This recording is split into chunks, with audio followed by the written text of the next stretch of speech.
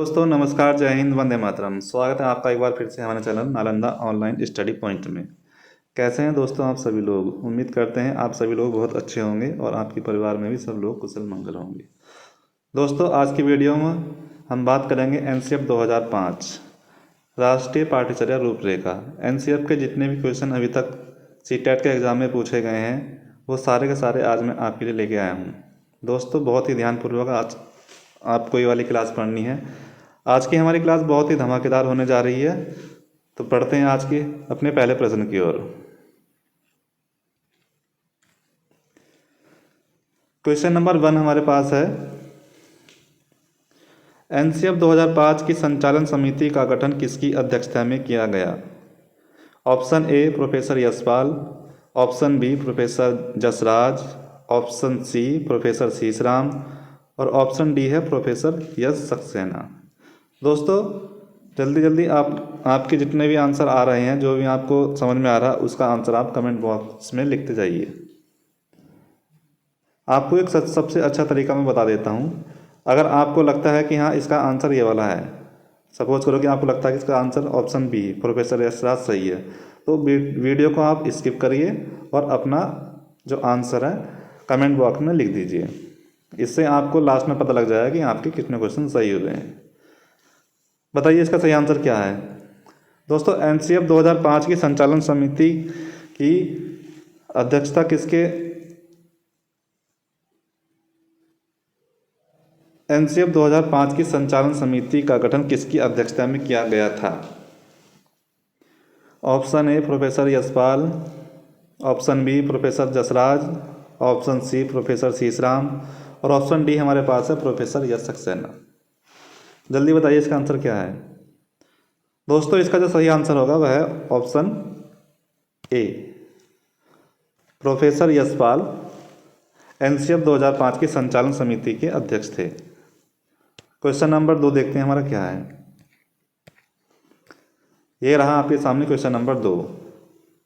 NCF 2005 के अनुसार विद्यालय ज्ञान को जोड़ना चाहिए। ऑप्शन ए बाहरी स्कूली जीवन से, ऑप्शन बी कक्षा से, ऑप्शन सी परिवार से और ऑप्शन डी उपरोक्त से कोई नहीं। बताइए दोस्तों, क्वेश्चन को बहुत ही ध्यानपूर्वक पढ़ना है, उसके बाद आपको आंसर देना है। एनसीएफ 2005 के अनुसार विद्यालय ज्ञान को हमें कहाँ जोड़ना चाहिए? कक्षा से जोड़ना चाहिए? यह तो आंसर गलत है, ऑप्शन बी। ऑप्शन सी परिवार से जोड़ना, यह भी गलत है, ऑप्शन डी हो नहीं सकता है। तो ऑप्शन ए हमारे पास बचा है, विद्यालय ज्ञान को हमें बाहरी ज्ञान से भी जोड़कर चलना है। क्वेश्चन नंबर 3 देखते हैं क्या है। क्वेश्चन नंबर 3 हमारे पास है, एनसीएफ 2005 के अनुसार बालक की प्राथमिक शिक्षा की भाषा क्या होनी चाहिए? ऑप्शन ए कठिन भाषा, ऑप्शन बी विदेशी भाषा, ऑप्शन सी स्थानीय भाषा और ऑप्शन डी कोई भी भाषा नहीं। बताइए दोस्तों इसका सही आंसर क्या होगा? विदेशी भाषा में हमें पता नहीं लग रहा कि इसमें आप चाइनीज़ लैंग्वेज की बात कर रहे हो, फ्रेंच की बात कर रहे हो, इंग्लिश की बात कर रहे हो, तो ये आंसर तो आपका गलत हो गया। कठिन भाषा, बच्चे को आप कभी कठिन भाषा में शिक्षा नहीं दोगे, यह आंसर भी आपका गलत हो गया। ऑप्शन सी हमारे पास बचता है, option C is a correct answer. और अगर स्थानीय भाषा की जगह आपसे क्षेत्रीय भाषा भी पूछ लिया जाए तो आप तब भी आंसर इसका सी ही लगाओगे। कभी कभी स्थानीय भाषा को ही हम क्षेत्रीय भाषा भी कहते हैं। ठीक है प्यारे बच्चों, बढ़ते हैं अपने अगले प्रश्न की ओर। क्वेश्चन नंबर 4 हमारे पास है, ये रहा, बालकों की शिक्षण प्रक्रिया एनसीएफ के अनुसार कैसी होनी चाहिए? ऑप्शन ए रटंत पद्धति से युक्त, ऑप्शन बी तनाव बोध से युक्त, ऑप्शन सी रटन पद्धति से मुक्त और ऑप्शन डी इनमें से कोई नहीं। बताइए दोस्तों इसका सही आंसर क्या होगा? रटने की बात एनसीएफ कभी नहीं करता है। क्वेश्चन नंबर 4 का ए तो गलत हो गया है। तनाव बोध से युक्त, तनाव की बात भी एनसीएफ कभी नहीं करता, बच्चे को तनाव में आप कभी नहीं पढ़ाओगे। रटंत पद्धति से मुक्त, हाँ ये वाली बात बिल्कुल सही है, रटंत पद्धति से मुक्त। बच्चे को आप रटना नहीं सिखाओगे, बच्चे को आप पूरी आज़ादी दोगे सीखने के लिए। क्वेश्चन नंबर 5 की ओर चलते हैं, क्या है ये रहा क्वेश्चन नंबर 5। राष्ट्रीय पाठ्यचर्या की रूपरेखा 2005 के संबंध में संचालन समिति में कितने सदस्य थे? बताइए इसमें कितने सदस्य शामिल थे? एनसीएफ 2005 में कितने सदस्य शामिल थे? Option A 21, option B 35, option C 30 और ऑप्शन डी 53। दोस्तों ऑप्शन ए की बात करें हम तो 21 बिंदु पर एनसीएफ ने काम किया था, अपने सुझाव दिए थे। और ऑप्शन बी 35, हाँ option B is a correct answer. इसमें जो सदस्य शामिल थे वह 35 थे। और अगर आपको 35 की जगह 38 मिल जाता तो आपको जो 3 सदस्य इसमें और जुड़ जाते हैं वह है एनसीईआरटी के 3 सदस्य अलग से थे। टोटल मिला के हमारे हो जाते हैं 38। अगर ऑप्शन में 35 की जगह कहीं पर आपको 38 मिलता है तो आप 38 लगाओगे। ठीक है बच्चों, चलो बढ़ते हैं अगले प्रश्न की ओर। क्वेश्चन नंबर 6 देखते हैं क्या है। ये रहा क्वेश्चन नंबर 6। एनसीएफ 2005 प्रस्तावित करता है कि मूल्यांकन प्रणाली आधारित होनी चाहिए। इसमें पूछा है कि मूल्यांकन प्रणाली आधारित होनी चाहिए। ऑप्शन ए अंक पर होनी चाहिए, ऑप्शन बी ग्रेड पर होनी चाहिए, ऑप्शन सी ए और बी दोनों पर होनी चाहिए और ऑप्शन डी है इनमें से कोई नहीं। अंक की बात तो हम कभी करते नहीं हैं, एनसीएफ ने कभी अंक के ऊपर बात नहीं करी है, तो ए ऑप्शन तो हमारा गलत हो गया। अगर हमारा ए ऑप्शन गलत हो गया तो हमारा ऑप्शन बी और सी भी गलत हो गया। अब एक बचा हमारे पास option B. Option B is a correct answer. NCF 2005 बच्चों को अंक की जगह ग्रेड प्रदान करता है, ग्रेड का सुझाव दिया था। क्वेश्चन नंबर 7 देखते हैं क्या है।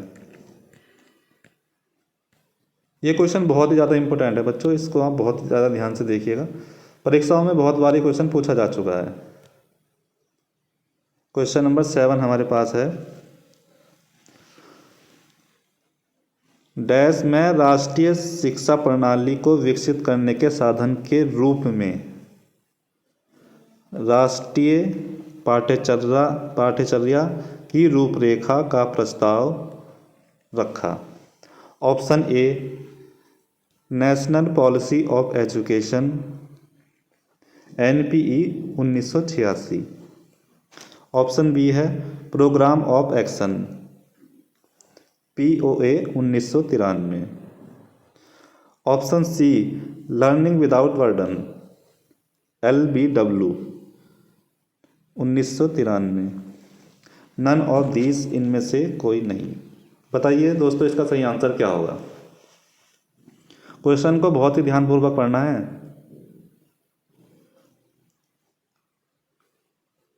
किस राष्ट्रीय शिक्षा प्रणाली को विकसित करने के साधन के रूप में राष्ट्रीय पाठ्यचर्या की रूपरेखा का प्रस्ताव रखा था? बताइए इसका सही आंसर क्या होगा? दोस्तों इसका जो सही आंसर होगा वह है option A national policy of education. National policy of education को ध्यान में रखकर ही एनसीएफ 2005 का निर्माण किया गया था। ठीक है बच्चों, क्वेश्चन नंबर देखते हैं 8 क्या बोल रहा है। ये रहा क्वेश्चन नंबर 8। डैश राष्ट्रीय फोकस समूह को राष्ट्रीय संचालन समिति के साथ राष्ट्रीय पाठ्यचर्या की रूपरेखा 2005 की समीक्षा के लिए स्थापित किया गया था। बताइए इसका सही आंसर क्या है?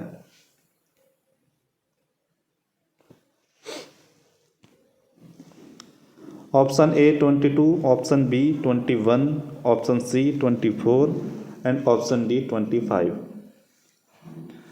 कितने राष्ट्रीय बिंदुओं को संचालन समिति के साथ राष्ट्रीय पाठ्यचर्या की रूपरेखा 2005 की समीक्षा के लिए स्थापित किया गया था? अगर आपने मेरी पिछली क्लास देखी होगी एनसीएफ 2005 की, तो फिर आप इस क्वेश्चन का आंसर आसानी के साथ लगा सकते हो। अगर आपने वो क्लास नहीं देखी है तो कृपया करके आप पहली क्लास देख लीजिए, आपको बहुत ज़्यादा आसानी मिलेगी एग्ज़ाम को पास करने के लिए।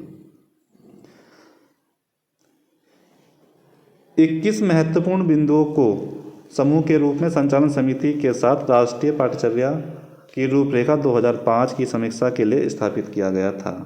Option B is a correct answer. Question number 9 देखते हैं हमारे पास क्या है। राष्ट्रीय पाठ्यचर्या की रूपरेखा 2005 के दस्तावेज के एक अध्याय में परीक्षाओं को डैश के रूप में संदर्भित किया गया है। ऑप्शन ए चूहा दौड़, ऑप्शन बी बाधा दौड़, ऑप्शन सी घुड़दौड़ और ऑप्शन डी इनमें से कोई नहीं। एनसीएफ 2005 अगर आपने पढ़ा होगा तो चूहा दौड़ का आपने कहीं भी जिक्र नहीं किया गया है, तो ऑप्शन ए हमारा हो गया गलत। बाधा दौड़ का भी कहीं जिक्र नहीं है, क्योंकि बच्चों की पढ़ाई में जो बाधा लाई गई चीज़ें उनका जिक्र कभी नहीं है, उनको हम गलत मानते हैं, तो ऑप्शन बी भी हमारा हो गया गलत। अब बचता है हमारे पास ऑप्शन सी। ऑप्शन सी घुड़दौड़, option C is the correct answer, क्योंकि और कोई हमारे पास बचा नहीं है। क्वेश्चन नंबर 10, ये रहा क्वेश्चन नंबर 10 आपके सामने। राष्ट्रीय पाठ्यचर्या की रूपरेखा 2005 के अनुसार अंग्रेजी पढ़ाने का उद्देश्य किसका निर्माण है? ऑप्शन ए द्विभाषा का निर्माण है, ऑप्शन बी केवल अंग्रेजी भाषा का निर्माण है, ऑप्शन सी बहुभाषा का निर्माण है, या ऑप्शन डी इनमें से कोई नहीं। बताइए दोस्तों इसका सही आंसर क्या होगा? द्विभाषा की बात हम कभी नहीं करेंगे एनसीएफ में। केवल जहाँ भी आप देखते हो, केवल शब्द जहाँ भी आपको आए, ये आपका नेगेटिव माना जाता है, तो ऑप्शन बी भी हमारा हो गया गलत। बहुभाषा, हाँ ये आपका सही हो गया। हम चाहेंगे हमारा जो बच्चा है वो बहुभाषा में सीखे, उसको एक या एक से ज़्यादा लैंग्वेज में हम पढ़ा सके, ताकि उसको पढ़ने में आसानी हो, उसको सीखने में आसानी हो। क्वेश्चन नंबर 11,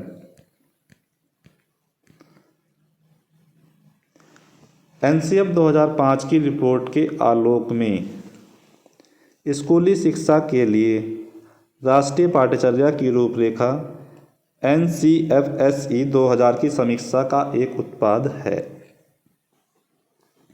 ऑप्शन देखते हैं, ऑप्शन क्या है? Option A learning without burden 1993, A 1992, NPE national policy of education, 6th CPC।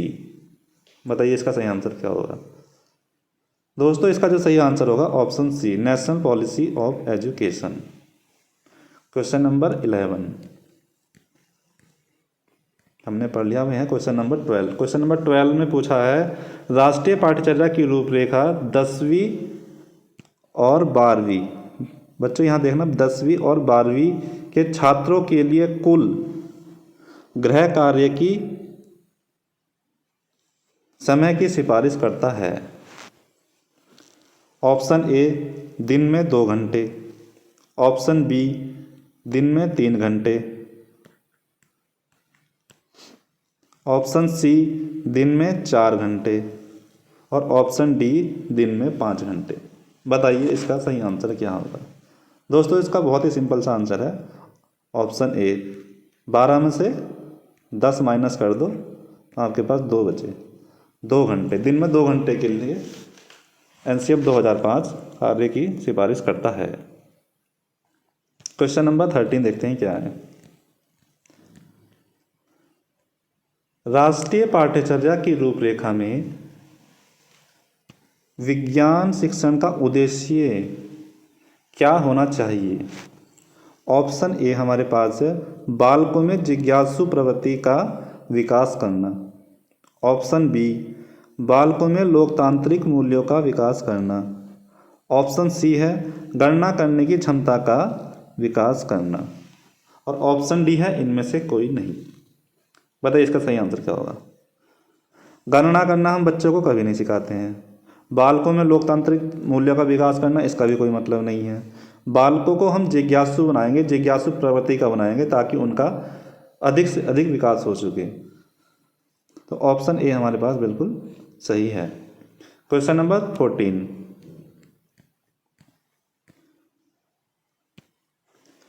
राष्ट्रीय पाठ्यचर्या फ्रेमवर्क 2005 में अपनी समझ से प्राप्त की है। ऑप्शन ए रचनावाद, ऑप्शन बी अनुदेशन, ऑप्शन सी संज्ञानवाद और ऑप्शन डी उपरोक्त से कोई नहीं। बताइए दोस्तों इसका सही आंसर क्या होगा। दोस्तों इसका जो सही आंसर होगा option A is a correct. राष्ट्रीय पाठ्यचर्या फ्रेमवर्क 2005 में अपनी समझ रचनावाद से प्राप्त की है। चलते हैं क्वेश्चन नंबर 15 की ओर। एनसीएफ 2005 किस पर बल देता है। ऑप्शन ए शिक्षक केंद्रित शिक्षा पर, ऑप्शन बी स्वयं करके सीखने पर, ऑप्शन सी समस्या हल करने पर या ऑप्शन डी रटने की प्रक्रिया पर। बताइए बच्चों इसका सही आंसर क्या होगा। दोस्तों इसका जो सही आंसर होना चाहिए ऑप्शन डी रटने की प्रक्रिया पर, यह तो गलत हो गया आपका। रटने की बात एनसीएफ कभी नहीं करता है। ऑप्शन सी समस्या हल करने पर, यह भी गलत हो गया। शिक्षक केंद्रित शिक्षा पर, यह भी गलत हो गया। स्वयं करके हाँ हम बच्चों को मौके देंगे कि बच्चा स्वयं करके सीखे, जितना ज़्यादा से ज़्यादा हो सके बच्चे को आप आज़ादी दे, खुला वातावरण दे। तो option B is a correct answer. Question number 16 की ओर चलते हैं।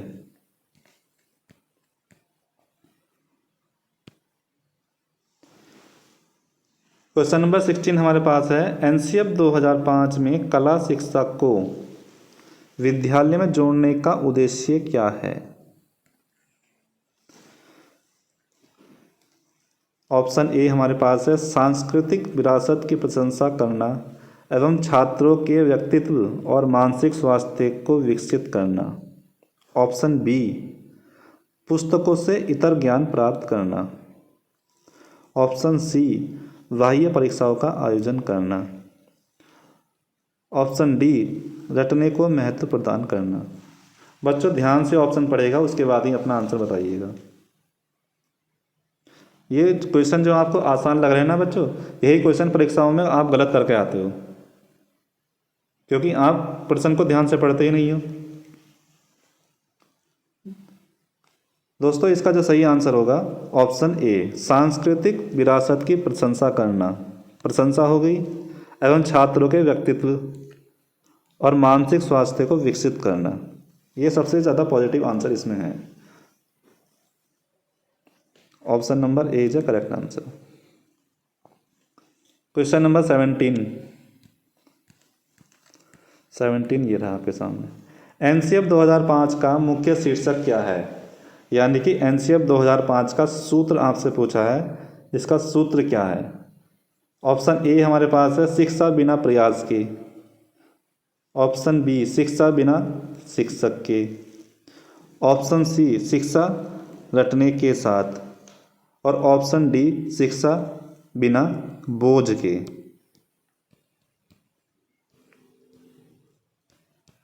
बताइए इसका सही आंसर क्या होगा। दोस्तों इसका जो सही आंसर होगा शिक्षा बिना बोझ के।